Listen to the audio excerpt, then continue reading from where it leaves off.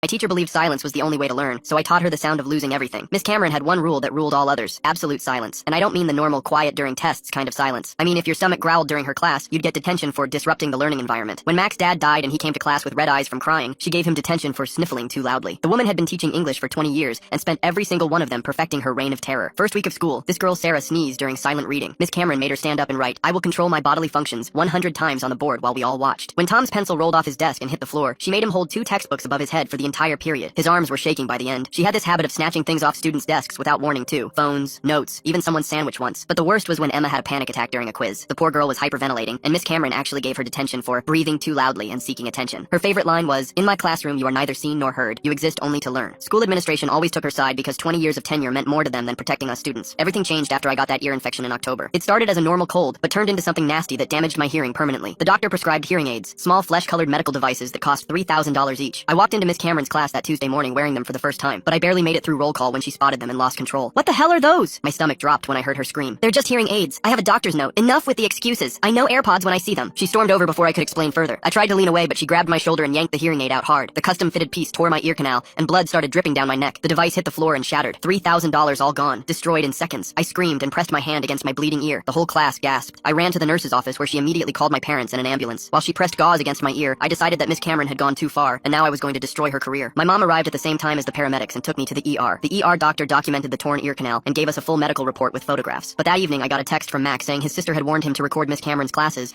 after what happened when his dad had died. He'd caught the whole thing on video, including my explanation, her ignoring me, the grab, and the blood. My parents saved the video to 3 different clouds and a USB drive. Dad spent the night researching about lawsuits against teachers and school administrations. The next morning, Mac's video was everywhere. It had exploded across our community Facebook groups, and the comment section turned into a support group with parents sharing their own kids' horror stories about Miss Cameron. That's when the principal called my parents with his